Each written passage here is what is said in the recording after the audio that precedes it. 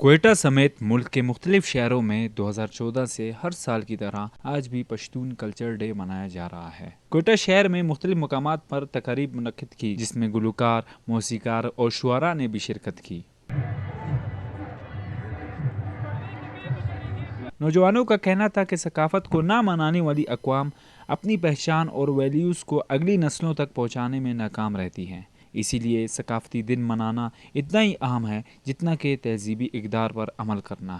آج جیسے آپ کو معلوم ہے کہ 30 ستمبر ہے، پشتون کلچر ڈے ہے۔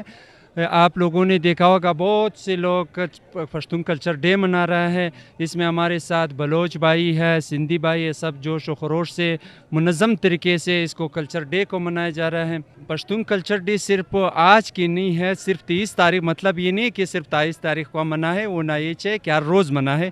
جنہوں قوموں نے کلچر ڈے نہیں بنائے وہ قومیں ختم بھی ہوئے ہیں، ان کے روایات ہیں، اور ہم لوگوں پشتون کلچر ڈے کا یہی روایت ہے کہ بگڑی پہن لے، صدری ہے، تن وغیرہ ڈول وغیرہ کر لے۔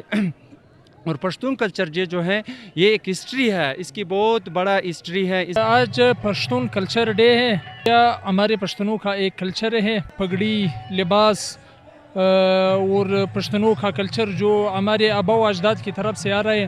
ہم لوگ ہر سال مناتے ہیں اس پشتون کلچر ڈے کو۔ نوجوان روایتی لباس میں رقص کرتے ہوئے اپنی تاریخی رسومات کو اجاگر کرتے نظر آ رہے ہیں۔ ثقافت میں صرف لباس اور رقص شامل نہیں، بلکہ ادب، فن، مہمان نوازی، عدل و انصاف اور نظریات بھی کسی بھی ثقافت کا حصہ ہو سکتے ہیں۔ ہر سال 23 ستمبر پشتون کلچر ڈے کے حوالے سے منایا جاتا ہے۔ کلچر کو منانے کا مقصد اپنی روایتوں کو برقرار رکھنا اور تازہ رکھنا ہے۔ آج کل کے منفی معاشرے میں کلچر ڈے منانا ایک بہت ہی مثبت بات ہے، جس سے معاشرے میں یونٹی پیدا ہوتی ہے۔